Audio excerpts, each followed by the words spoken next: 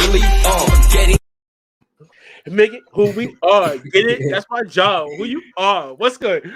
Yo, welcome back. Yo, welcome to a brand new episode of the Commissions Talk. This is episodes 3 and 4. We're meshing up. We got a double dose for you today, ladies and gentlemen. I got my compile in the back, so don't mind me if you see me going back and forth, passing up a blunt to and shit like that. But you know what it is. We are live in this bitch right here on StreamYard, right here on YouTube. Check us out.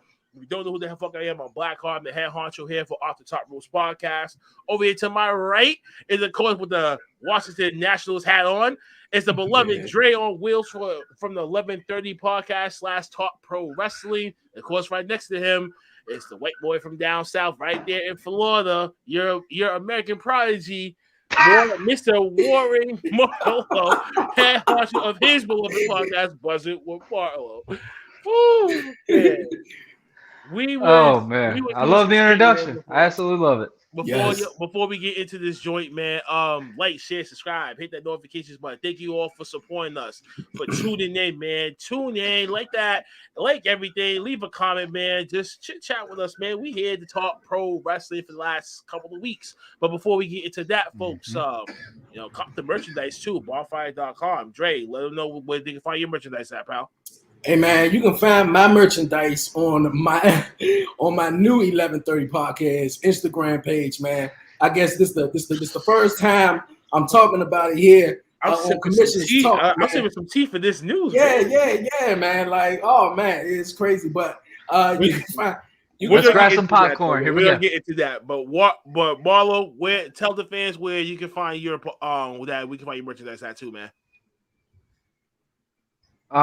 Buzzing with Marlowe, guys, we are also on Bonfire. We're basically all three on Bonfire, but we're on my merch store. You can check it out on Instagram, my Facebook page. Check it out. I'm doing a promo code right now, Buzz20. You can get 15% off all your purchases. So check it out.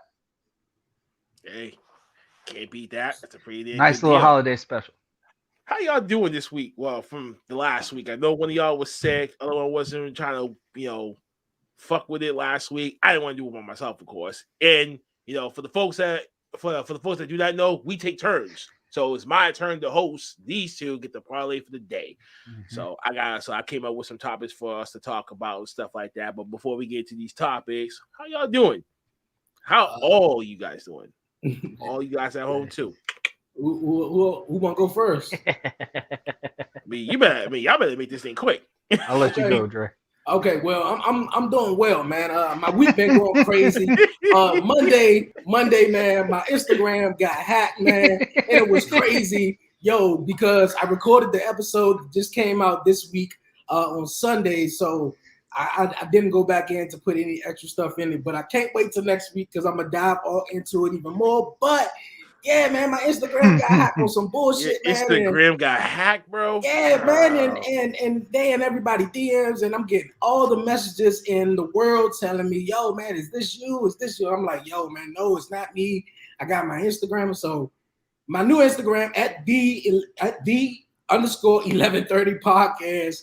I'm gonna get it right, but my week, man, going great, man. Other than that, I'm blessed, man. Fuck all the haters, because they gonna be haters. But other than that, straight fucking haters, man. Yeah. And whoever the hell that did it to him, you are that's crazy, man. Necrophilia. Whatever.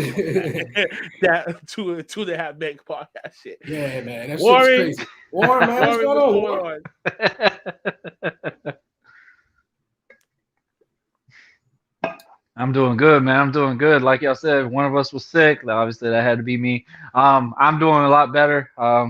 Just enjoying the week. I mean, trying to recover all from this Christmas festivities that's all going on right now, even though it's just beginning. Damn it, WWE, why are you getting to this man? It's like we always get at this man, Warrior. I do not understand what the hell's going on with this. Oh man. But until he comes back into fruition, which he should be coming back momentarily. Yeah. All right. Judging by the weather in Florida right now, it's kind of it's like thunder and lightning just all of a sudden. I'm blaming WWE for this bullshit.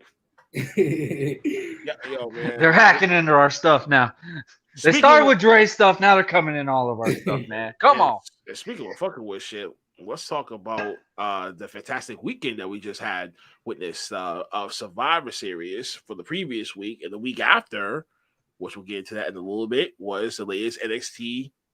You can't say takeover anymore, so it's oh my god, I'm missing that NXT War Games. Oh my god, let's just rewind it back to the previous Sunday, Survivor Series. Was you guys expecting anything less from what you guys watched? Was you surprised by the outcome? Yes. I'm gonna start first. I was expecting more. I was expecting The Rock. It was a big letdown for me. It was built up as his 25th year anniversary, and they've been talking about it all over social media accounts and all this. And it wasn't just about The Rock, but I guess The Rock was the main thing for me. I'm a big fan of him, and with the whole Cleopatra egg.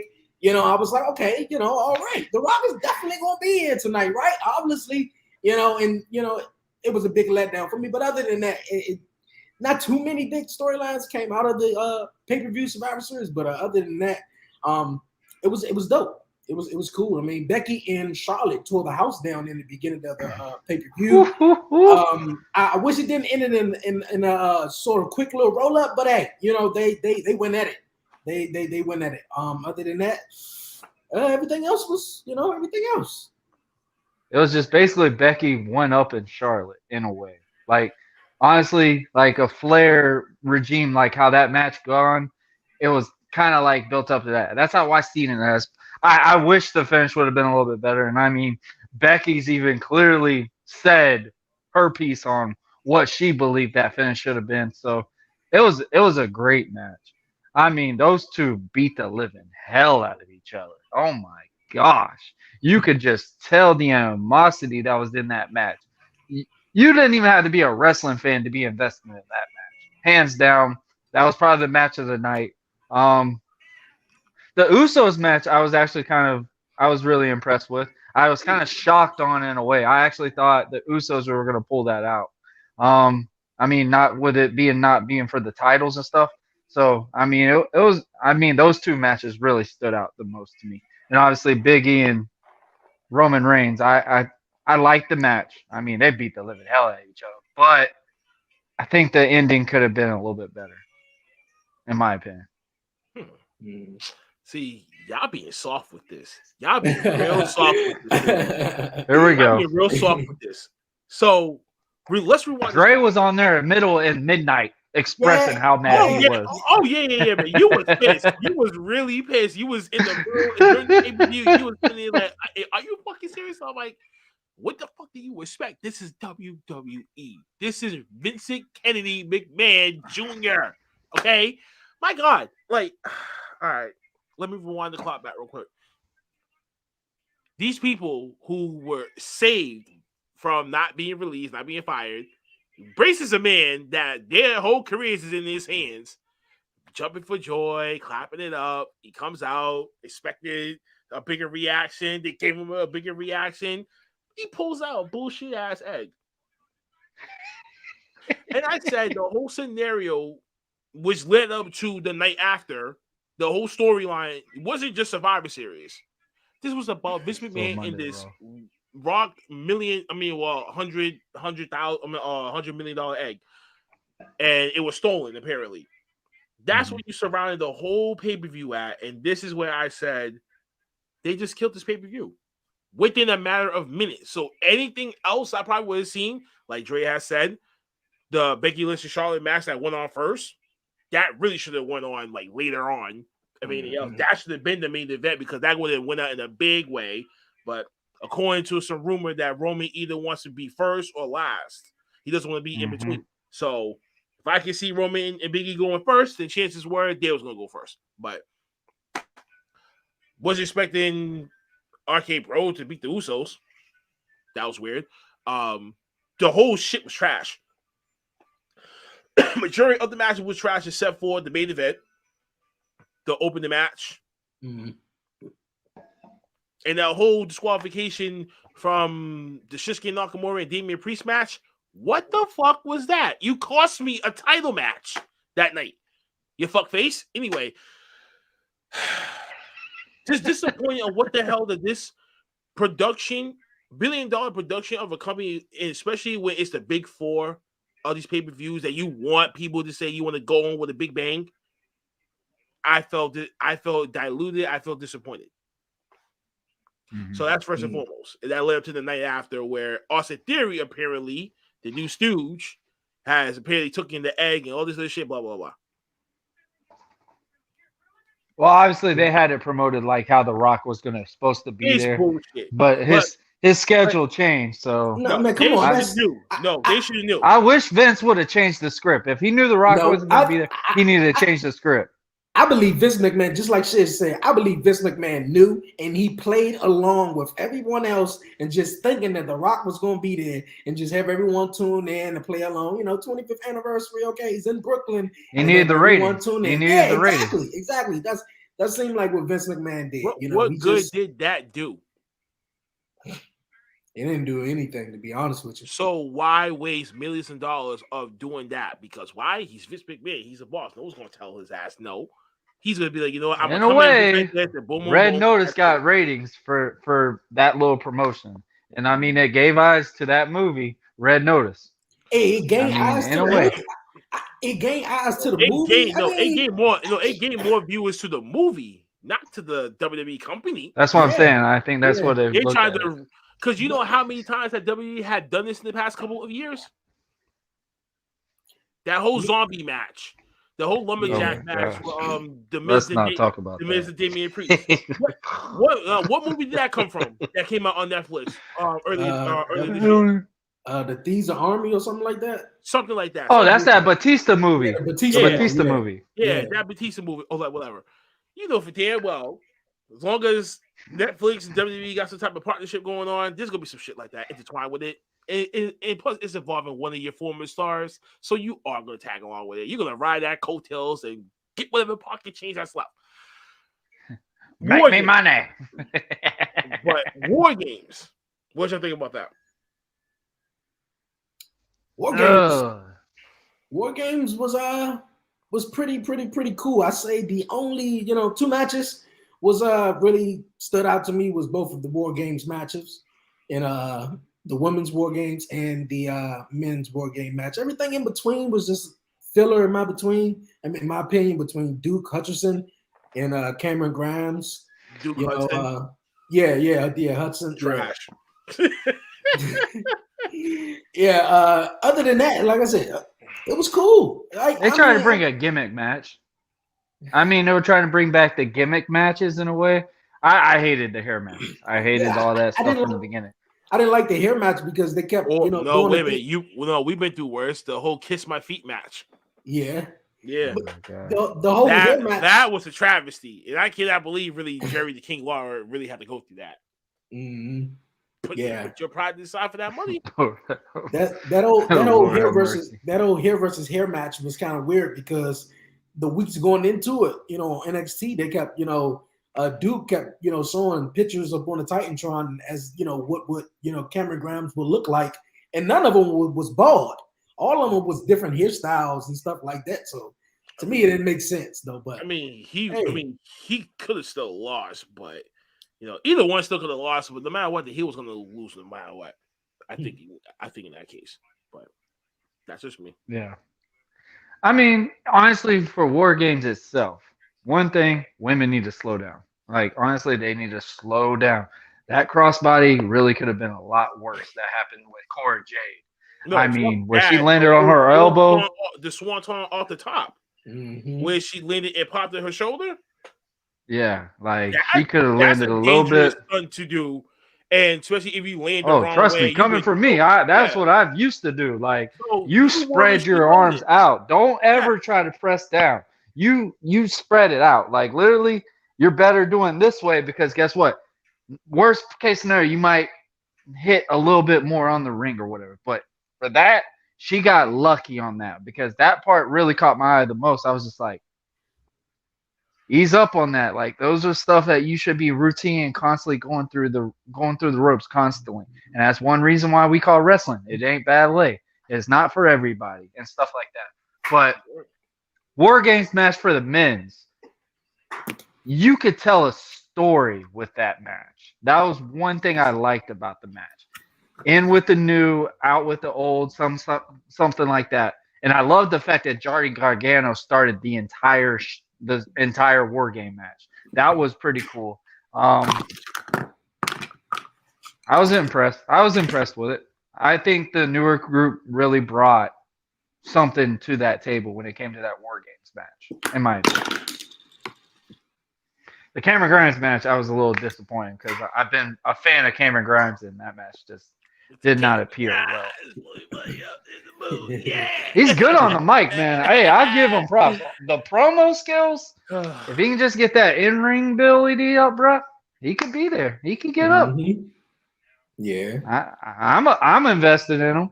I mean, if he can just get a little bit more. I mean, think of it this way. There's a lot of guys that wrestling-wise that are good on the mic and not that great in the ring. And they're really adapting now. Honestly, MJF was never really good in the ring, but he's adapted to actually, hey, that promo skill actually helps him in his in-ring ability. So, I mean, I got hope for Cameron Grimes. If he could really start working on his craft in the ring, he could be a really good player for that brand, honestly. All right, Shiz, we see the look. Go ahead. I mean, what the hell do you want me to say? What can I say? I saw the smile, so. No, I was thinking about something else. But hair versus hair wasn't worth it. The Cruiserweight Championship was definitely not fucking worth it. Yeah, and we'll talk about that in a little bit. But I have a few questions. If this really does open up the playing field for the Cruiserweight Championship, now it's not going to be a Cruiserweight Championship anymore. It's going to be an open weight championship now, and that's the direction that they're going to try to transform this title to convert over, to make it relevant and make it hot, better than the 24/7 title, in my opinion. But they also do the same thing that Impact is doing with the Media Championship. So they're stealing another concept and bringing it in and just making it hot. That's it. That's all I gotta say about that. I mean, anybody does that. I mean, honestly, how many times has wrestling itself stole something from an independent company and used it just because it's not getting shine? TV shows, movies. That's what I'm saying. That's anywhere. Like, honestly, that's nothing new. That's nothing new at all. Yeah. But to this degree, I mean, I wasn't going to say like New Japan, because they've been had that for a long while, that they're their own separate entity. So off the rip, we think about Opiate, you think about New Japan, but now what NXT is doing right now, the Cruiserweight, it's going to slowly convert into that same class, whatever. Yeah. The Tag Team Championship match was cool. I fuck with it. Oh yeah. Especially in period. That one was definitely put some respect in that man's name. Them men came a long way. Work. Yes, they came a long way. But you also gotta get kudos to Von Wagner too for stepping up, and of course Kyle Wright for doing his part. He's like another tag team specialist that he can gel in with certain people and be good, and can get other people over with him as well. So, but the heel turn, kind of was expecting that to happen. Von Wagner is not gonna be no big ass to you say looking like goofball. You gotta have some. And he's not gonna be kissing babies, man. Now he's gonna be knocking baby faces out. The women's champion, the women's War Games, I wasn't really a fan of it for some weird reason because of what Corey J was trying to do. But the finish was something I hated. I hated the finish. So Corey J just rose. Minnie Rose is like 1, 2, 3, and she's still holding on to one shoulder. And I'm like, you were trying to get her over that badly? Damn. And then if that was the case, you should have just let the heels win. Because now that's burying. Well, I can't say burying, but the L kind of protects them because they're in a War Games. That's very few people's first time. But if you are a champion or champions, you should have like a little bit more probability to win. So I don't know who really made that call. The men's War Games, like right there. I was like 65%. So I mean, it's passable. It's passable. Hey, listen, from beginning to end, Johnny Gargano was the main star because obviously this was potentially his swan song. You know what I'm saying? So that's the main focus, and then of course the flashbacks, the DIY, the tag team maneuvers and shit like that. That brought a tear to my eye, low key. It really did. I'm like, damn, this is really like saying goodbye to my childhood right now because NXT Black and Gold is so much better than the shit that I'm watching right now. This is dying. Just like WWF. And now we transform to WWE, the fun's gone. The fun's gone. And certain talent has said it's not fun anymore. Now it's really turned into another motherfucking roster. Vince, you're killing this thing. You're killing me with this shit. And I'm just like, I understand what you're trying to do. We're trying to build up new young stars because you have to be dependent on that. But you're not even going to live that long to try to push them all to the fucking moon. And on top of that, you're not even going to let another motherfucker besides Roman now going to be going out to Hollywood. You're not going to be able to afford all this shit. Imagine if Sasha would have walked out the door and say, fuck it, I'm going to go to Hollywood. If I'm going to another company, let me go over to Hollywood. What about Charlotte? What about Bayley? Becky? There's a few wrestlers that can be like, you know what? I don't know. I don't want to do this. I won't do this shit anymore. I'd rather just go and act. Mm-hmm. Vince McMahon is gonna be like, really? Like, oh shit. Yeah. And that says something. Yeah. I mean, the news about Roman. I mean, I kind of expected it. Roman just fought leukemia. Like, literally, Roman's been wrestling a year straight. Leukemia free. So, like, literally, he's already putting so much stuff at risk. And I mean, honestly, he's put the time and effort in the company, in my opinion. And I think at him now where he's seeing this as like, hey, I think that's one thing I think he's hinting about the Hollywood idea. I think he's trying to really get that Rock match really out of this thing because he really is like, look, this is what I want. And honestly, we all see what Roman Reigns' mindset is. He wants that match with The Rock. He doesn't really care about any other product, what's going on. This is what you want? Really? Is this what you want? Is that what you're trying to tell me? That this is what you want?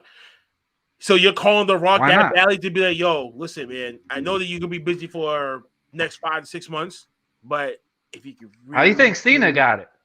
What? Wait. Cena called him on a podcast. Cena called him on all kinds of stuff. It's not the same plateau as Dwayne The Rock fucking Johnson. Oh, no.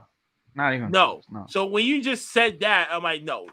It's like Goku versus Vegeta. Vegeta's trying to catch up to Goku. Dwayne Johnson could potentially be the next president of the fucking United States before John Cena does. If you're willing to put it to that vote. America, would you vote for John Cena or Dwayne The Rock fucking Johnson to be your next president of the United States? Let us know in the fucking comments, please. You know what I'm saying? Because this is bullshit right now. Anyway, God, like that's just far fetched. But Ode to Vince McMahon. How am I going to say this without being too harsh? I'm sitting with a tear in my eye, bro. Don't kill NXT, but you already killed it already. Once Tommaso Ciampa now walks out the door, me personally, I think NXT is crying. No, wait. I'm going to be crying to a certain extent because now it's like, damn it. I don't think Gargano's fully done though. I don't really think Johnny Gargano is fully left. You gotta think he's got a baby on the way. And for that little skit that they just did with Grayson, he's gonna jump to another company the fuck now. I don't think he's gonna take his time, stay home, enjoy being around his wife, enjoy, you know what I'm saying, and then make a decision later. Me personally, that could happen though, but I don't think Johnny Gargano's done after what they did last week on that's what I'm saying. I think it's a storyline. I think it's to keep him going. Yeah, they're going to keep him going. He announced that he's having a baby in February, so all it is that he's going to take time off and he's going to come back. They made it seem like he's going to leave though, but I don't think he's leaving though. But if he is leaving, just like Shay said, once again, NXT is just it's just gone down the roof, and just like what Johnny did after War Games, that was just a tactic for everyone to tune in because. Beyond ratings, it was the way to invest it. yeah, is just going down. But I don't think Johnny Gargano's leaving though. One person I think is leaving in WWE is probably Kevin Owens. So yeah, I don't think Johnny is leaving. I think he's coming back probably around March, around that time, going into the It'll be WrestleMania around that season. time for almost the last takeover before me. Yeah, I think so. I mean, listen, War Games was not my War Games, especially without William fucking Regal not being there. That's not my War Games. So y'all can give it sympathy all the fuck y'all want. This was the new passing of the damn torch when it came to that main event, and we seen it happen. Kudos to all 8 men for doing what the fuck that they do, and especially give a special kudos to these. Thank you. Give them the roses while they're respectable and due. Thank you, Kyle O'Reilly, and thank you, Johnny Gargano. And we are going to try to be along for the ride for the future. To see wherever that you guys go, whatever that you guys do, we will always support y'all. And you see Tommaso Ciampa, and you know the reception was heartful, and you can tell like from his face, this ain't no like I'm coming back. This is more like I'm leaving my family and I'm stepping out. I'm leaving the nest now. This is what it tells me. This is basically me leaving the nest, and I gotta go off and do me. This is it. I've been in for so long now. I probably outgrew my ceiling, and I probably gotta go. This is it. Yeah.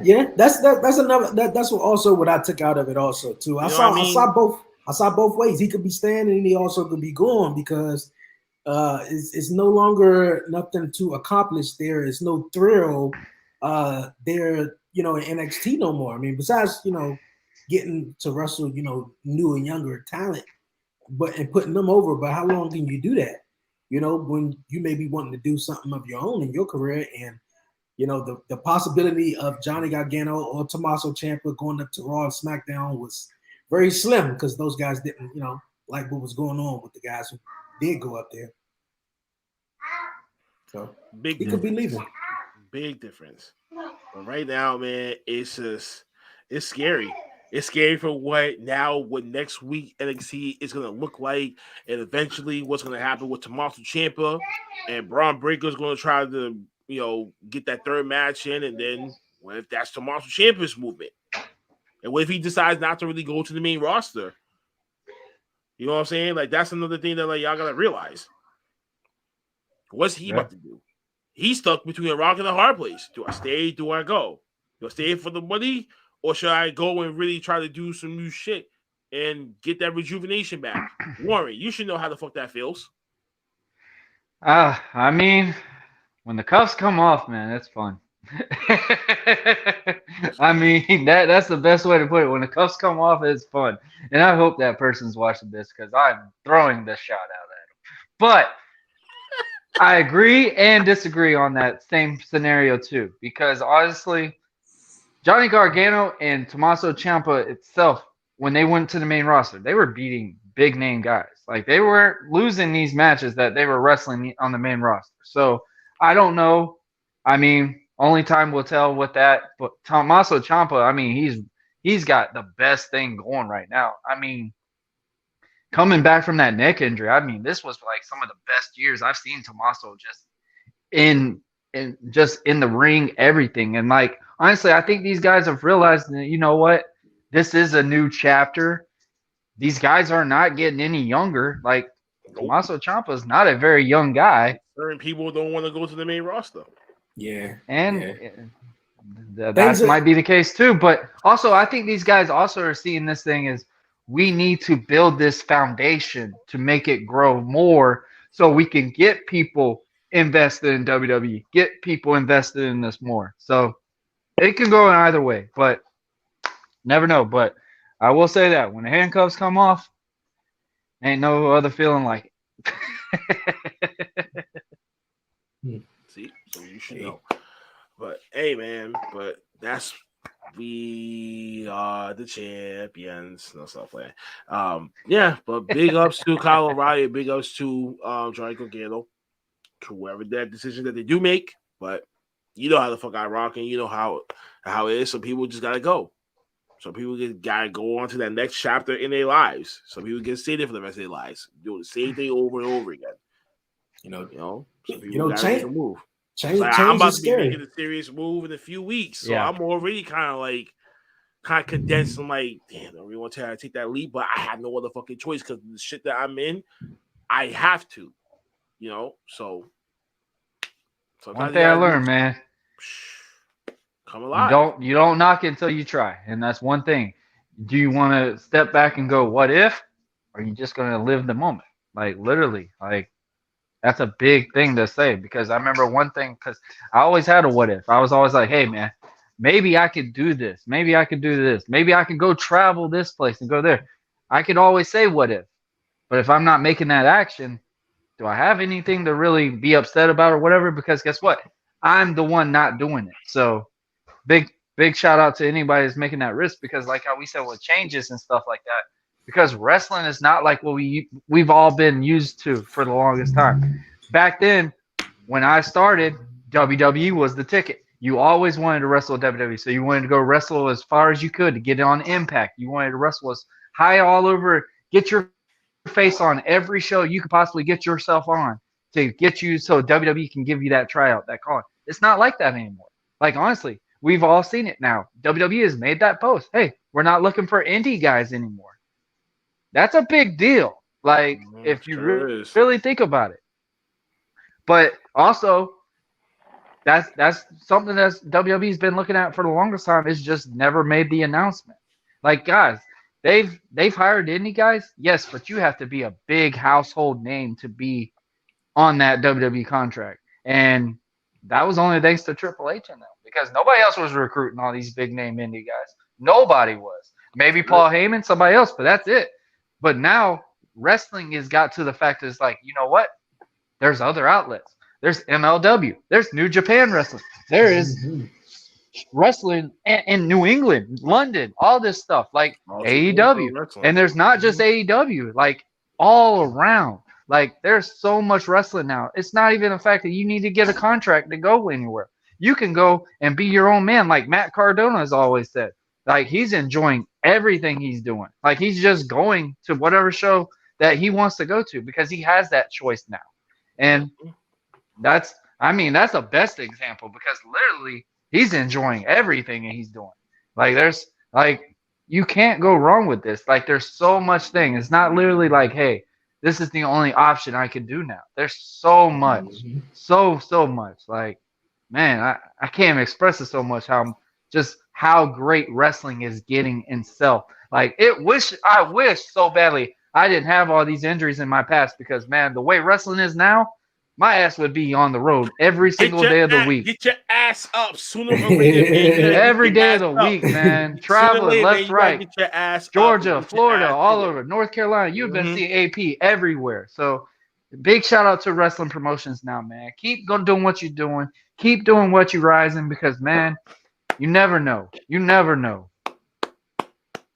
That was a nice little preach, I guess. Damn it. I should have added that one clip. Like, great speech, nigga. Great speech, nigga. Ah, fuck, man. Why the fuck I didn't add that fucking clip to here? Next time when any one of us made like some big ass speech and shit like that, I would just play that clip. Like, great speech, nigga. Like, great speech. But man, it's like so many wrestling podcasts. Like I've been on numerous times. They're like, oh, there's just AEW. There's AEW. There's so much more, man. Like when we had Matt Cardona do the AEW, that one little show with the no fans, oh, he signed with AEW. No, he didn't. He's just there. They wanted him there because guess what? He's a talk of a guy. They want to see, hey, we'll take him. And Matt even made a comment. He said, yeah, I talked to Tony. Tony never mentioned a contract. So guess what? I went on and did whatever else I want to do. Like there's so many options. So many options, man. And I'm telling you right now, MLW is one of the hottest product going out right now. So it's not even like, in my opinion, that catches my eyes better than AEW right now. Their open door policy is now actually taking its effect, but also they're no longer in partnership with New Japan Pro Wrestling because they rather go and have a partnership with All Japan Pro Wrestling. Yep. So that's New Japan's main adversary right now. It's been that way for decades. So Beef renewed, y'all. What the fuck, man? What's going on overseas? What's going on overseas, It's very man? popular. You know the 401? Very popular. Very Mhm. popular, man. All Wrestling Japan? And then all over, bro. All over. Like honestly, like No, I'm asking you, is All Japan like better than New Japan Pro yes. Wrestling? Absolutely. It's like WWE compared to wrestling. Like honestly, it's just been under wraps just because of the promoters that's been in the So past. New Japan's what, like AEW in that sense? Or WCW?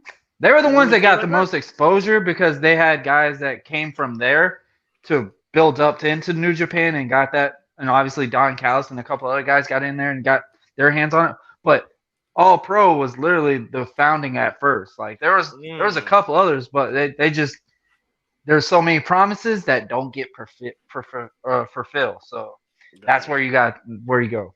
That's one thing you got to watch about with overseas guys. But they grow all over the place. Well, That one's been out for a long time. Speaking of ingrown talents, man, you know WWE and this Next in Line project is up and running. This is the new signees that they got coming up. The first crop of talent that they signed. So let's take a look at it real quick. Like there's some pretty, athletic college kids. So wait till when they graduate. Say they like Gable Stevenson. Wait till after he graduates and he gonna come up to the main roster, train and do those. So it's gonna be another rock experiment. And that's that this is the direction that they're going with. When it comes to this, how you think this is gonna play out? This is like,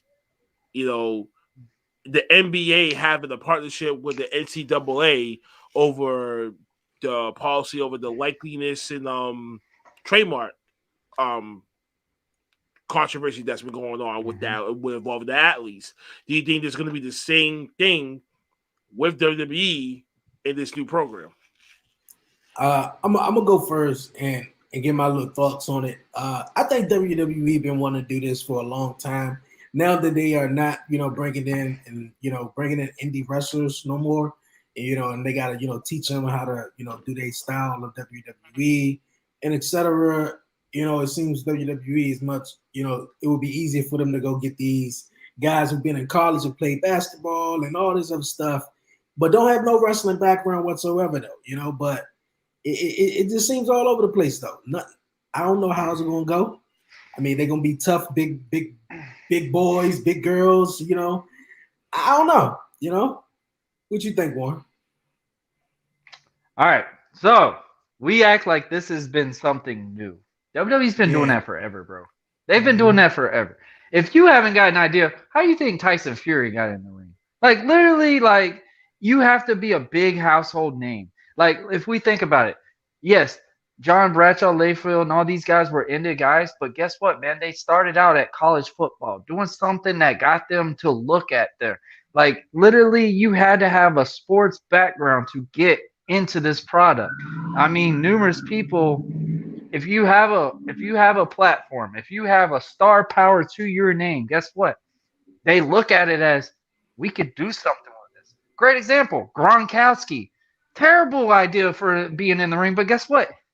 That's what we got. And guess what? He could do the little tackle and bumps. Like, we saw numerous little things. And then he's like, hey, man, this is a little bit more than I expected. And guess what? He won his ass back in the NFL. Like, there's just little things. We act like this is new stuff. This has been the same shit WWE's been doing for the longest time. It's just they are now have made it solidify, hey, we're doing this. We're not signing these guys. We're signing these guys. Training an independent wrestler to a WWE style is very difficult. And I have had people that I have met and I have seen personally, it is very difficult to do because when we wrestle in the indies, you're not wrestling in front of thousands upon cameras. Like, you might occasionally wrestle in front of numerous phone little cameras or something like that, but you're not wrestling in front of thousands upon thousands cameras.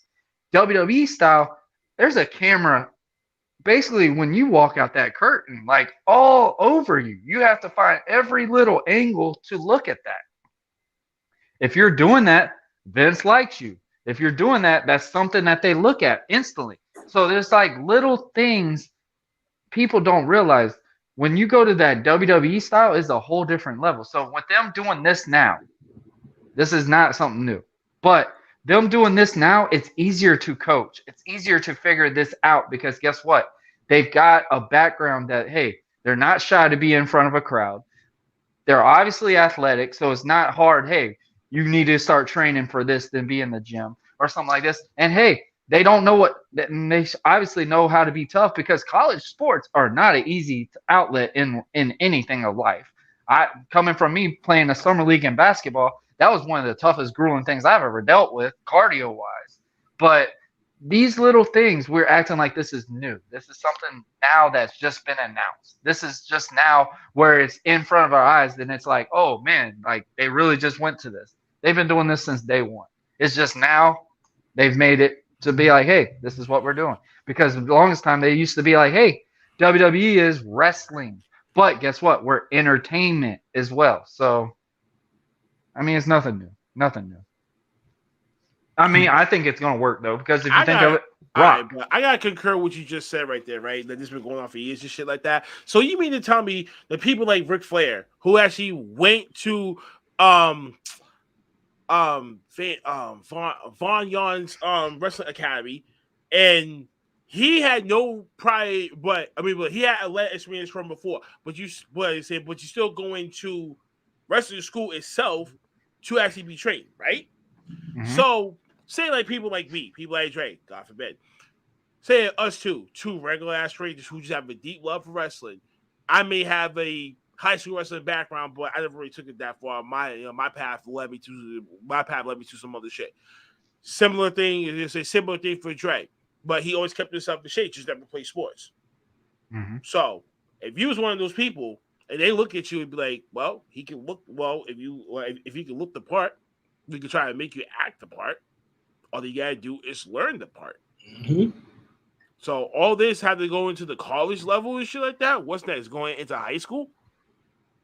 I mean, they've been recruiting people based off of professional sports and stuff. But, I mean, look at Mr. Leon Ruff. So Mr. Leon Ruff, former Leon Ruff that used to be in the black and gold brand of NXT. The skinny. I know Leon. I know Leon. Like a twig. Right. Then like a twig. He will say he could be younger than us. Okay. He is actually younger than me right now. So and he's a crash test dummy, right? So you don't think they're gonna be scoping up people just to be like, nah, if you come in and you sell good and shit like that, we'll keep you around and we'll start building you up. You probably wouldn't have to go and bypass going through this whole thing. This program is just trying to weed out the future talents to find another Brock Lesnar. That's all that they're looking for. They're looking for star power. They're not looking for in-ring workers. The in-ring workers are the people that just like you, going to these independent shows, getting your craft up, getting used to the crowd, but you're actually getting the pure experience. These guys are going to be going to WWE. Only has 3 developmental systems underneath their umbrella besides NXT. Smoky Mountain, OVW, and there's one other one. So they're going to go through them systems, get used to it before they go up to the Performance Center and be in NXT before they even think about going to the main stage. Right. So you still have that whole thing, like what I say, 5-year hierarchy. If you're good enough, if you're not, you're not gonna survive it for that fucking long. So these college athletes might have a lot of pressure. Can't say the same thing for Gable Stevenson because we see what the hell that he did in the Olympics already. So you already got a glimpse of what the hell that he can do. Now imagine what the hell that he can do under the right training toolage to help. That's like how they recruited Kurt Angle. Right, to expand his skill set. Similar to Kurt Angle. You're absolutely right. And you're only going to get a handful of those. You still need people like Austin. You still need people like Rock. You still need people like Undertakers, Kane's, Mankind's. You're still going to need people like those. You can't have a locker room but one default set in your locker room. That's what I'm looking at it. But you also remember they're bringing back Tough Enough too now. Room diverse, but they're bringing Tough Enough back too. So I think that's what's also promoting that as well. Tough Enough actually exposed me to what the fuck that they went through. That's why I gave them more appreciation because of that. Because that was a small bit. Because as an 11-year-old, you're saying to yourself, "What if I actually did?" And this is what the hell that they slowly go through. But your scenario is going to be far different because you're not in their shoes. You're in your own shoes. You know what I'm saying? You might have to go this way while they went that way. But at least you got a glimpse of taking the bump, learning how to actually self-bump yourself, if anything else. You know what I'm saying? Stuff like that and getting used to the pain is hard. And people don't want to accept change in the world. They want things to be easy, they slap on the wrist. Okay, go ahead. No, you gotta work your ass off for it. If you want to get that promotion, work your ass off for it. If you want to keep grinding on your next episode on your podcast, keep grinding for that shit. You want to try to grow the audience, keep grinding for that. This shit is not an overnight process. So I hope and pray that this program does work, because if so, I'm pointing the finger at Vince, not Triple H, because he's been on the bench because he hasn't been given the call back to come back in the game. Put me in the game, coach. Matter of fact, that's a Tony. Where's Simba? No Disney references today, folks. This was a Tony Soprano, a Tony Bellotti, and Tony Bellotti. Oh, because it's his show. That's why. You hear this, Dre? You hear this? You hear this? Yeah, put me in the game, coach. No Disney references when we're on the off the top ropes, over here. No Disney references. No, sir, Bob. No Disney, man. Until they cut me a check for the last 2 snippets that I made, then I'm not making no more. I need my check first. I need my check first. That's first and foremost. But my money and I need it now. Yeah, my money and I need it now. But shifting over to AEW's content and what's been going on with that. Last week's Atlanta Street Fight was the previous week. And yes, Warren got that face on, and I'm not condoning this match. This match sucked. I'm sorry. I'm only disqualifying this damn love Cody. Match all because of the spot at the very goddamn end killed it. It killed it for me. It fucking killed it. I felt like Jim Cornette. And I said, Jim, I'm waiting for that goddamn response. I'm waiting. I was praying. I was waiting, anticipating when that episode dropped. And I listened to it, and he said exactly what the fuck I thought about. So literally, I was actually shocked about it. I was like, damn, it was damn near identical. Cody just needs to turn heel and just get it over with, for crying out fucking loud. Like, grow some fucking balls. Okay. Yeah, that or hang it up. I love. Hey, Cody. Had been heels before in their wrestling careers too. So let's not act like you're the only goody two shoes. And you've been a heel in WWE too, bastard. So why can't you just perform that shit here? That's it. Do you guys think maybe he don't want to turn heel because once, just like how John Cena said, he's the face of his brand. He's turning into if you John think Cena, about it, man. Yeah, the baby face that's gonna get booed each and every fucking time that he walks out there, he's gonna get more boos than cheers. Yeah, that's what I'm saying though. He may not want to turn heel right now because once he turns heel, heel, like the reaction with Roman, like Cena. He's seen as, hey, this is what they want. Hey, I'm fitting in. Like, I remember what Jericho used to say on his podcast. They thought it was just cool just to boo Roman. Like, he never understood why they booed Roman. They never understood why they booed Cena. Like, they just, obviously, it's a it thing. It's the cool thing of the month type thing. No, I know what it is. No. Why are we booing Cody when Cody is literally the guy that put the product in front of you on TV? That's why I don't understand why they booing him right now. Everybody wants him to turn. I really want to know. Everybody wants him to turn heel, but then they're going to boo him though. That's what I'm. I mean, then they're going to. You praise AEW. You booing the man that put your ass in the seat. I don't care what y'all say about Tony Khan or whatever. Tony Khan is the little Nick Blitcher off of his daddy. There is nothing else of it. He's a fanboy of wrestling. He has no idea of putting a show together. What you mean? Same thing for Cody and Dustin too. What you mean? What are you talking about? They got more. They got more perspective than with wrestling than him. You got two fucking dynasties teaming up to run a fucking wrestling promotion. Exactly, they're running the promotion. Tody's just got the money that's going into it. Like literally, he's a fanboy into the product. The damn show too. So you also got to point the finger at him as well. Show. I don't know about writing the show. No, he definitely is the only one that's running that goddamn show. He even said it. I think this was Cody's idea for that match that they did with Andrade. Which I feel really bad because that was a good. Those two are great competitors, but that match it did not do anything for either one, in my opinion. It was. I really hate to say that because I'm a fan of Cody. This whole And that- rivalry, it's just bad. has been the shits. It might have caused Charlotte This happened to to running break fucking up with shit. Andrade. I don't know. But Charlotte ain't going to AEW, folks. oh man, they really don't need her over there. They need her in Women of Wrestling over there with Tessa. That's what fun she needs to go. If they can have If she go to fight on the fucking AEW, set- no. my God. If she goes to Women of That's Wrestling and terrible. goes after Tessa Blanchard, I'd be like, this is gonna be the fight of the fucking century. This is what the fuck I've said this. How many times? So How many times damn have I bad. said that's going to be a dream? That's a dream match. Tessa Blanchard versus Charlotte Flair. Literally. But yeah, but Cody just needs to turn heel. I'm sorry for this, but I mean, AEW's format of booking their shows, it's just so ass backwards, and I hate this. I hate The matches it don't. because- I don't. They're matches, but they're not stories, in my opinion. There's no Okay, stories well, to these all right, matches. Well, all right. Well, then how about that? I put this one in a similar context. Chris Statlander should have won against Ruby Soho Yes. last week. That was a Yes. bullshit ass call. I said, now this is turned into WCW. No. So no, excuse me. Let me take that back. This turned into TNA, folks.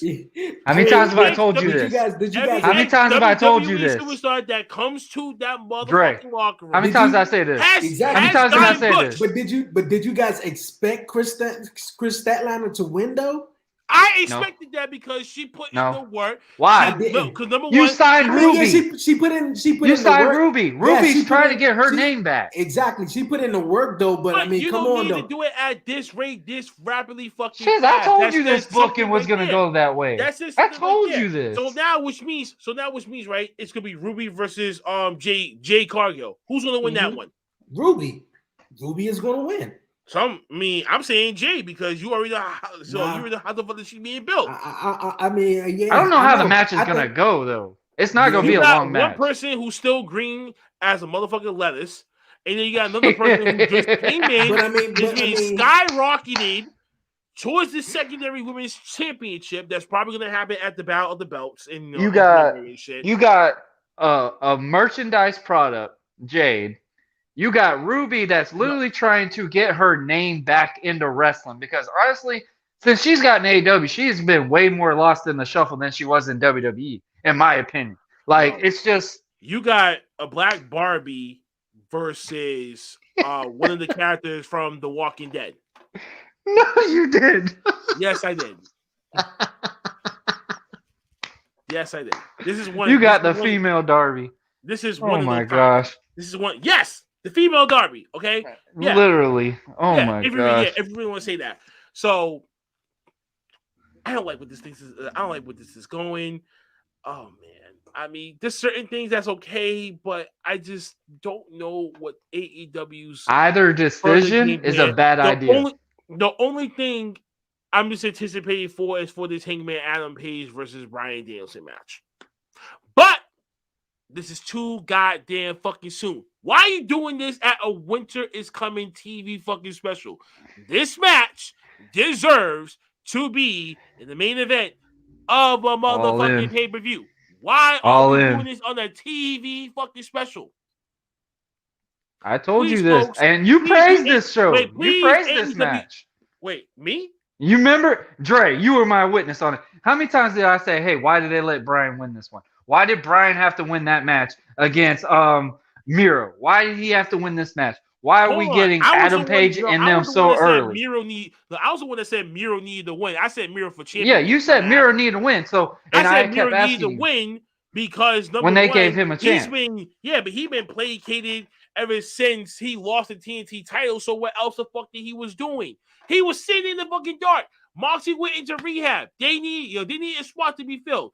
I'm thinking, okay, you're smart enough to put Miro into it. Brian Daniel just came in. There's no way. You got him for 3 years. Why rush this? Why rush it? Exactly. That's my problem. I told y'all. And then I said Miro needed to win the most. You looked at me and you laughed at me. So we can go back to the footage too. I'll find it. Yeah, because you sat here and said Miro was going to win this match. And I Yeah. told you why. I said, why is Daniel going to win this match? And then when we saw the results, because you I sat had here and said said, Hangman well, Adam because Page he's was a supposed name to on the win. product. No. I had also said that if Miro wins, hot. then Hangman Adam Page was going to win the main title that night against Kenny Omega. So you need a heel to go face off. And what better way to start that off than to go and face one of the top uprising heels in that company right now, which has been Miro. That's what they just changed it to Bryan. You know, so that was my thought process of it. And then the Bryan heel turn had caused that whole shift to turn that way. So I'm like, damn, I wasn't kind of. Question is AEW going to bring an eco-friendly title? That might happen. That might happen. That might happen. Tony ain't telling them no. I don't know. That might happen. That just might happen. It just might happen. He's already doing the fickle thing nonstop lately. But yeah, Britt Baker still on top. This whole Tay Conti situation, it's not working. It's not working. But Jamie honestly, Hayter, I think it's killing the cred. I think it's killing the prestigious of the title. About to turn babyface real soon. MJF. Who? I mean, Jamie Hayter. Yeah. Well, she's going to turn babyface soon, but the MJF is CM Punk promos. Let's talk about it. I want you to talk. That whole Johnny Depp sprinkling down, sprinkling insults and shit. This was the whole 2 weeks right here. Just money. Right there. Here we go. It was money though, but how come this Punk why promo, all WWE references? Why all WWE references though? But it's trying to prove. But I think how come this? What are you proving? What are you proving with all those references? But I mean, I understand with the references. One person does look like a knockoff version of Miz. No bullshit. Yeah, I mean, like, and the other one has been flamed out for 7 years before coming back. He still got some animosity coming out. There you go. There you go. But that's where we got the same thing from Monday Night Raw when it came to the Miz and Edge promo to try to do the same thing, but that fell flat on his ass. I'm sorry. The AEW was just. Was it just because it was WWE's promo? No. And it was AEW's promo? Or just because it was already done? It was too overly written. That's what killed it. For the Miz and Edge's promo compared to CM Punk's and MJF's first promo. The first promo, I was expecting that. I was like, oh, I'm getting to my seat. I'm like, I knew it was gonna happen. I'm eating like popcorn and shit. The Edge and Miz promo, I said, whoever wrote this shit must have been watching AEW and then they definitely got pissed. And they just want to just throw extra shit into it to try to get real reality based. This is the reality era, right? So reality based stuff. So you're gonna throw in some shade here, this, that, and third, whatever. Acknowledge your faults. WWE just got out the way and you just threw it to these two that got away with it. It just didn't work though, but they got away with it. Now the WWE references, I hated them. You guys are not in the war. Apparently they are, but I don't believe in this whole bullshit. I would just believe it helps other wrestling companies get more viewers to watch their product. So you want to claim it to be as a fucking war. I don't believe in this whole war shit. I want to say it's dumb. You're gonna bury yourself. Period. You're gonna bury it. I me personally, with the whole AEW. The whole AEW and CM Punk and the references, I find that to be, hey, they was just throwing shots and getting some cheap pops, just like Ed said. The Edge and Miz promo, I didn't feel like it was that bad.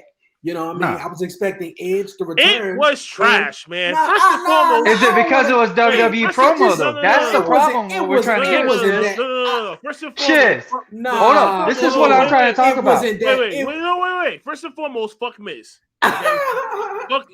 fuck Miz down. Fuck what I said. First and fucking foremost, that motherfucker. No, that motherfucker. No, it's the reason why John Morris got fucking released. So fuck that motherfucker. You could have came back, done something with him to save that motherfucker to stay there. But no, that's why John Morrison is gone. So fuck Miz for that one. I think Miz is the reason why he brought him back. Like, honestly, I think from the beginning. Weeks after. It's been 2 weeks after John Morrison got his release. And then all of a sudden he comes back. How coincidental is that? That sounds like some Joe Budden shit, Dancing bro. with the Stars is done. What you mean?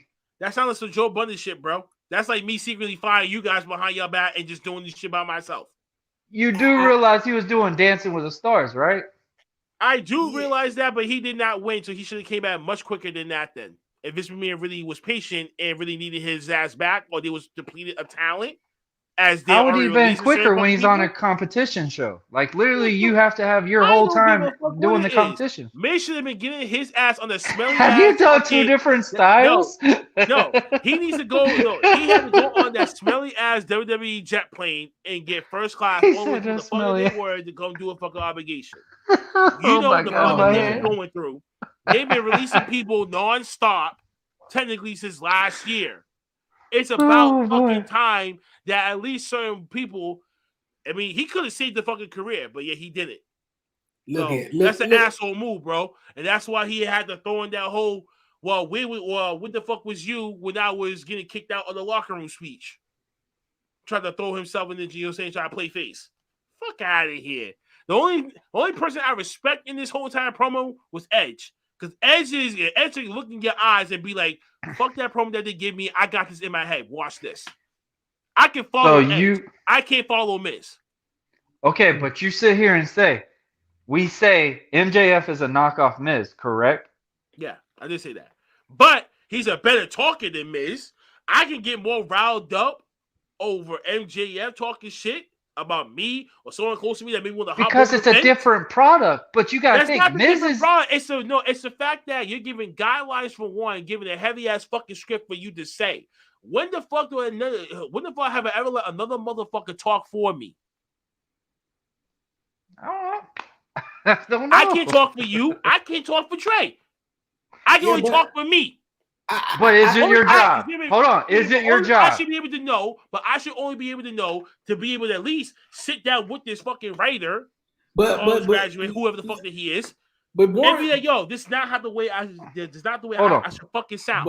But Warren just exactly just said what you just is a different company though. Yeah, WWE had Bro, people WWE writing. is sponsored by system. Boys and Girls Club, WWE Build-A-Bear, all that shit. But You it's a can't different formula offend that nothing. they're using. But the different characters that they are at play, you got two people that are all-star. All right, CM Punk and MJF. I guess if you really want to say MJF gotta be like the new how are we gonna do this in basketball terms? So I can make sure that you guys can comprehend exactly what the hell I'm saying. He's What, MJF? Yeah, MJF's like Luka Doncic. He's the fast uprising star, but he's not there yet. He got raw talent, aka his mic work, but he's not there yet. CM Punk, veteran style. Wash. Oh, what'd you just say? You said wash? What did you say? You said Washed wash? up. Okay. Washed up. So let me think about a veteran that's washed up then. I've never been a Punk fan, so Brian Scalabrine. You'll get the real out of me, huh? Brian Scalabrine. Yeah. Hey, listen. People still love the guy, even though people still love the guy, even though he hasn't been on the court in years. Punk will disown you today for that compensation. Okay, fine. He can be a Patrick Kane. He can be one of his Chicago Blackhawks. I don't care. But there's levels to this shit, though. It is. It's like NBA versus the old school N1. AEW is the old school N1. WWE is the NBA. Yeah. You know what I'm saying? It's just two different natures and two different beasts and shit. That's all I really gotta say about that. But I agree with you on that. But I'm not knocking off. Like, I'm not knocking off like the promos. I'm just talking about how the dialogue is, and that's where you can tell someone had wrote it, bro. But do you see why I asked that question? Because so many people are blind from AEW did this. This is blowing minds. Well, WWE does it. Oh, this is trash. This is bullshit. They need the AEW. Like, this is a breather. Drake could agree with me on this because we've had this conversation numerous times. I've seen podcasters sit here and knock something off at WWE, and I'm like, you would have said that was good if it was on AEW. Because there's so much now. Everybody's like blown away. Like, AEW's this great, phenomenal brand, which I'm not knocking it. I'm glad it's there because guess what? It's given friends that I've basically put my life on the line for 6 years with. They're getting a chance to actually make a big time opening page role for them in the future.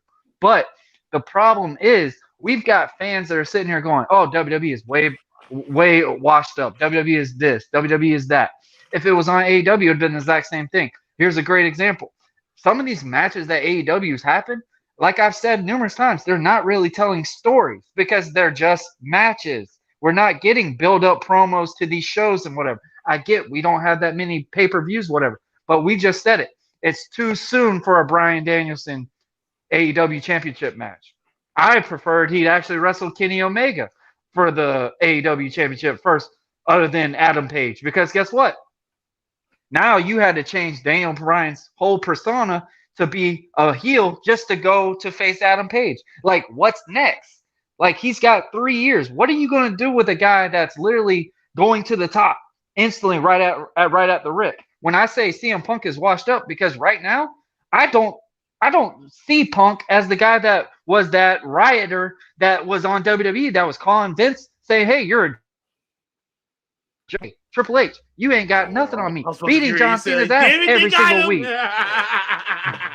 Like, bro, like, seriously, like, CM Punk is not the Punk that we remember. Yes, he's old, but guess what? The WWE references, it really just solidified Punk needed WWE more than WWE needed Punk, in my opinion. Because if you would have said something else all the time, yeah, you've been wrestling, Ring of Honor, all these other competitions, you would have used that reference to not WWE. Because what you just said, right? That CM Punk needed WWE before WWE needed him. I think it was if you're using references like that, you're making them more relevant.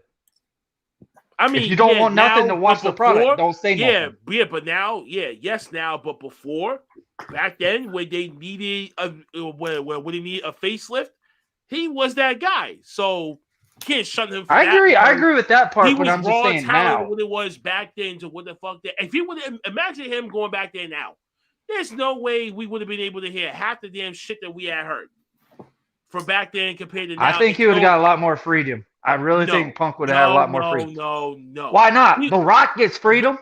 That's The Rock. We act like CM Punk is The Rock. We act like Punk is like the trailblazer of wrestling. But we all know that CM Punk was never going to be a WWE guy because he hated how the format was in the fucking first place. Why do you think he was only sustainable when Paul Heyman was booking him? But then when he went to other shit, they mismanaged him to go to 1, 2, 3. To finally they said, you know what? What the hell do you want to do? They finally gave his ass a shot. How long did it fucking took him to fucking do that? There's a process of why certain people in that company that if they don't see you as being that top star, you're gonna be pushed down. Like you're gonna have that ceiling right then and there on the spot. He broke that the same way John Cena had broken, the same way Stone Cold Steve Austin had broken, the same way The Rock had broken, the same way Mankind had broken. And Mankind was never meant to be a World Heavyweight Champion, but he was. Why? The fans loved him. The fans loved him. And what the hell did WWE always stand by? The fans is always free speech. Like every other normal fucking company nobody fucking does. For damn well, CM Punk is not like that. CM Punk is one of us. Who's gonna be outspoken in this shit? But Father Time waits for no man or woman, gentlemen. We all gonna get older. I think he waited too long to get back. Compared to me, I really believe he waited too long. Now, see, this is where us come into play. As we get older, what happens? Certain things of us die down. We don't have the same enthusiastic hunger the way that we was in our early 20s, where we was out here trying to get all day, every day, fucking sleep. Now, in our 30s, nah, baby, we need our sleep. You know what I'm saying? We gotta be able to take care of ourselves very fucking well. We gotta be able to do that to live a long, sustainable life, man. We not on the Energizer battery like that anymore. Yeah, shit change. I just see it as CM Punk got to let 11 years technically go by because when he got signed, I'm gonna constitute those years as part of it. So 7 years plus 6, so 13 years. He should have never went there. He should have just been traveling the fuck around, And then maybe he could have built up that whole urban legend shit, became a The high Indies bidder, weren't popular came- that year. but then he could have came in later when AJ Styles came into WWE in 2016. Imagine that scenario. Then you had CM Punk, Bryan, AJ Styles, all in the same fucking roster. Fuck Roman Reigns, man. We don't need that piece of shit. Imagine that could sweeten the deal to have Kenny Omega go the fuck over there. But history is where it's at right now. I mean, all I gotta say. I agree with most of the parts on that, but like I said with Punk, like with those references to WWE, you didn't need it. MJF done it just because he wants to be MJF, because he's an asshole, and he's literally broached that in public. I'm an asshole. Like, guess what? I want to get I want the fans to start throwing bottles and shit at me. Like, literally, that's what the effect that he wants with people. So, of course, he's going to put out WWE references. I knew that from the get-go when they first started stepping their foot in the ring together. Too much, though, if you're MJF shoes. Oh, it was way too much. And I think Can't Tony just- Khan each and had every a fucking saying week. into that. I think Tony Khan had a saying into it because guess Then what? blame Tony. Why is he on the podcast why- acknowledging and saying, hey, WWE's trash. WWE sucks. I'm the wrestling. I got the visual of wrestling. That's why I get irritated when I hear, oh, Tony Khan's putting all this shit together. Because honestly, Tony Khan's got so many perspectives behind him to make that product. He's not really that, per se, the experienced wrestling show that everybody's like, oh, man, he knows what he's So- doing. He knows how to book it, blah, blah, blah, blah, blah. Like, yeah, I get it. This Vince is deja vu old. then. So this is I agree vu with that. though. So this But is he's exactly never had what that experience. So this is what Eric Bischoff was doing in WCW, doing the same little shit with the proper, backstage people And behind him jawing it, off with saying Eric the Bischoff's a booking bad shit, idea. Till all of a sudden, it went from this to this. So if you're saying that, I'm expecting AEW to start being from. Aren't they? Aren't people- they? And people's gonna be coming to them. Oh, Like, honestly, Rampage needs to get wiped off TV. Period. Rampage needs to just get ripped right out of TNT or whatever they got going on because that junk has been hot garbage other than CM Punk returning to wrestling because we knew that was all they were looking at doing was like, hey, we need to build this show. We're in Chicago. Let's get Punk. Like, we need this to make this work because if CM Punk wouldn't have came that night, I've now realized, hey, there wouldn't be a Rampage show. It wouldn't be as big as it's gotten somewhat because literally you saw, hey, we needed Punk to get here. We needed Punk to get that showroom because honestly, it hasn't been appealing to me. And I've seen podcasters and wrestlers talking about, oh man, Rampage has been, it's been all right. But you know what? It's still better than WWE, blah, blah, blah. And I'm like, how? They've got a story with their matches and stuff. You go and watch, what was that one match? I can't even remember. Like, oh my gosh, I don't know half of the characters on them. But it's like, literally, it was just like, why was that on TV? Why? What story did that tell with that? Like, what are we getting out of this story right here? Because, like, we talked about the Jay Cardell thing and whatever. The Ruby match, in my opinion, it needs to be a DQ or something because guess what? It's going to kill either or. The decision that they got so far is not going to work for them because if Jade loses, guess what? That kills her gimmick. Ruby loses. I think she's lost in the wrestling shuffle. My biggest thing with AEW, they need to focus on not only the storytelling, but just focus on what really wrestling is. Like, I get it. You want to show, hey, athleticism. You want to show wrestling like Daniel Bryan, whatever. But you got to realize, stay in your damn lane. You are still new. I get it. You are the flavor. You are literally the hot tea of Kool-Aid that you going for that month. But for you to stay on top, guess what? You have to adapt. You have to literally focus on your product. You did it for a good year, and you did great. You did it good for a second year. You did great. Now you think your head's so held up, I can go for WWE. Why? Why? Be that other wrestling product. Be that other outlet that's like, hey, you don't want to come to WWE? Come here. We're different. We got this. But guess what, man? This is like how we've been saying numerous times. Hey, if you get released from WWE, what's your choices? What's your choices?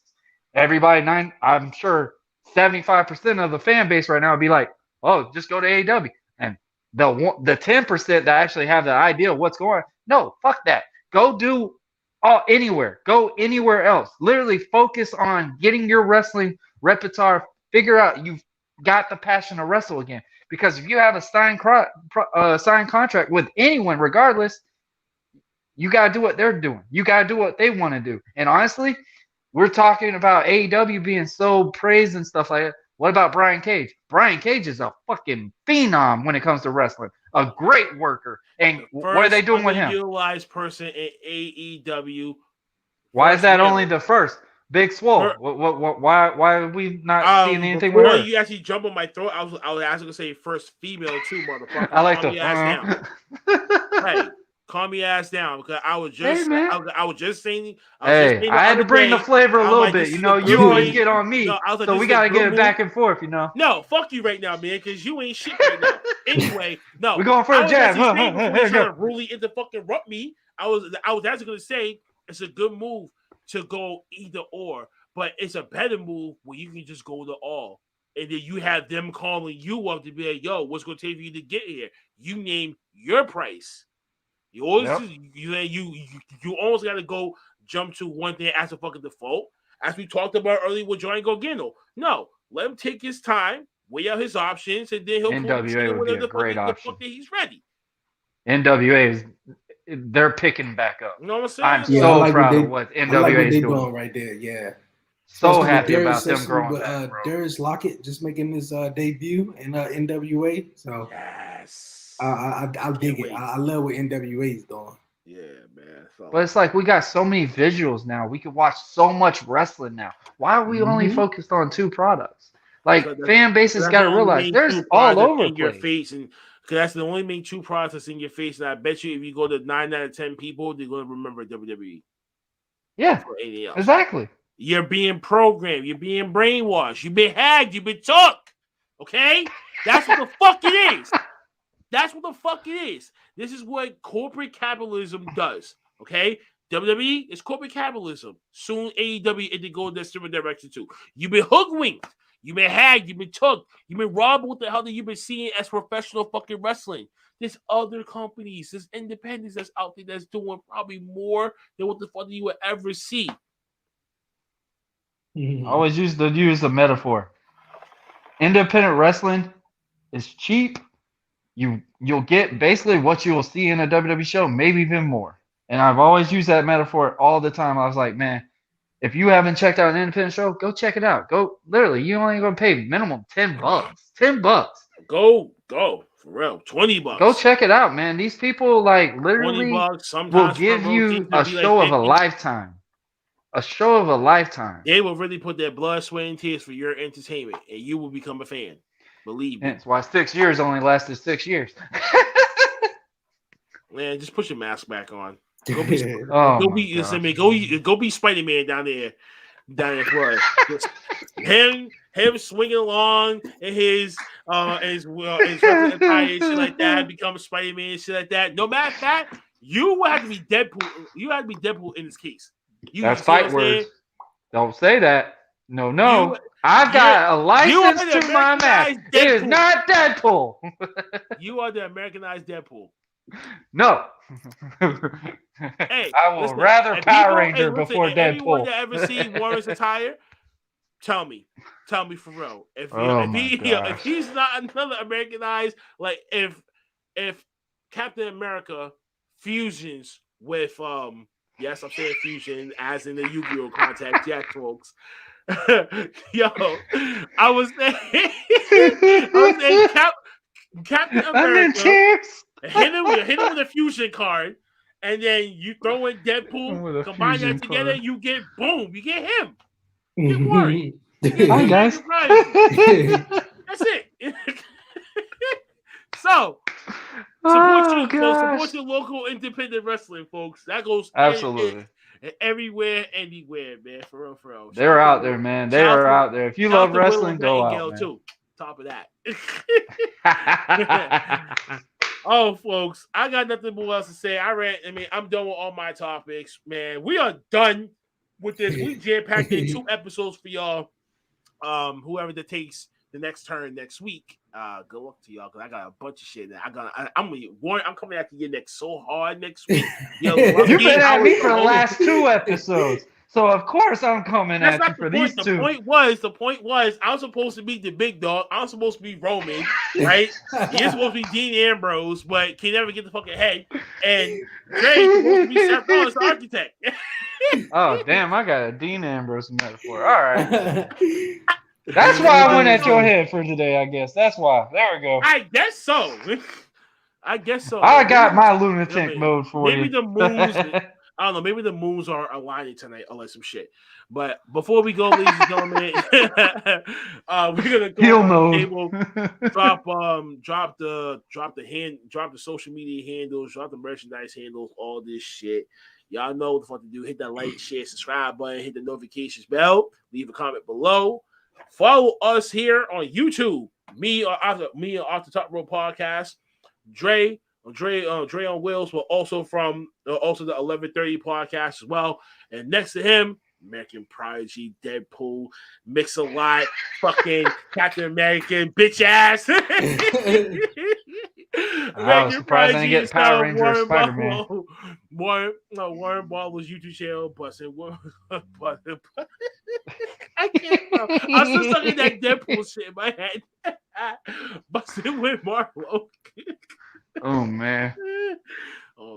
Yo, if you really can come on the next episode fully, fully tied up, I bet you they'll be like, we'll do it. Oh man, we got fucking this really Deadpool, bro. I'll be like, yes, I told y'all.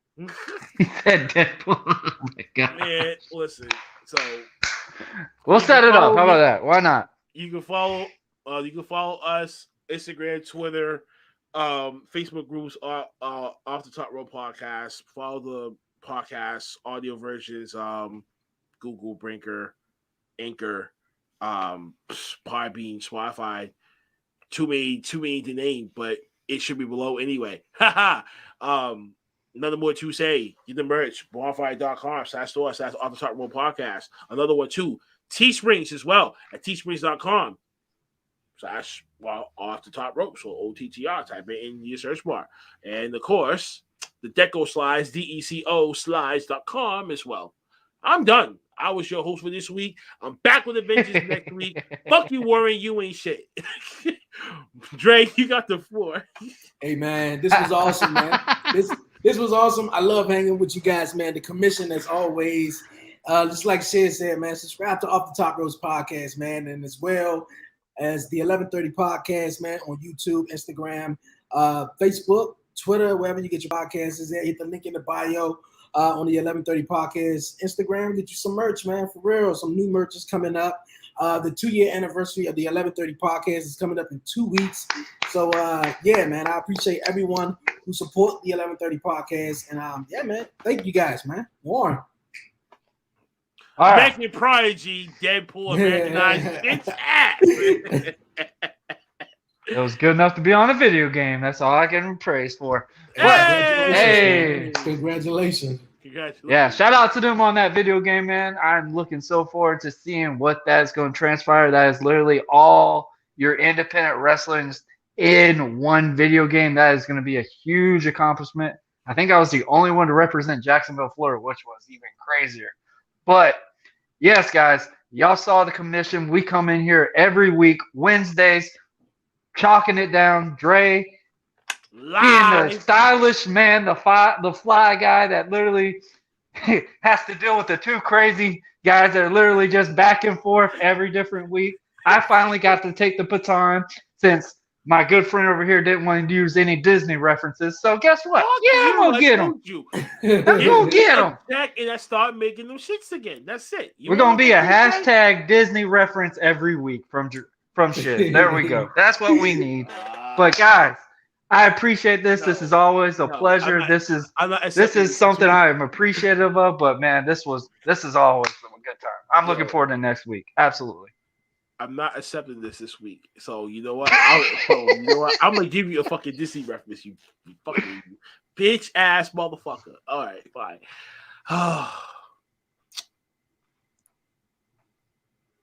You usually don't even have to think. You gotta think now. I gotta create a good one. So I gotta like stray away from certain things. Okay. Oh,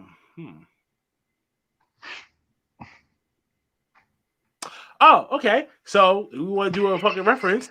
All right. I guess Tommaso Ciampa must be feeling some type of way now that Kyle O'Reilly, Joey Gargano is going to be gone and shit. This is like a Pocahontas scene at the dead last end of the movie. And as John Smith is probably back on the Mayflower ship, she's running. That's what Joey Gargano is doing, running towards the cliff and trying to get that one last view. And we just see this. And you just see Gargano, you see Gargano, Candice LeRae around his side and shit like that. Shawn Michaels was there being as the big chief as Tommaso Ciampa is gonna run for the hills, and that's the end. So you want a reference? That old Joey Gargano's. We just made Pocahontas relevant again. Yeah, Pocahontas relevant again. Now, if I really do this clip, I swear to God, if this shit don't get 100 views by Friday, I'm not doing this shit anymore. I swear to you. I swear. I swear. I love it. I love it. So that's your Disney reference for the fucking week, jerk offs. Oh my God. We out. Until then, ladies and gentlemen, oh my God, we bid y'all adieu. I hate y'all so much for that shit.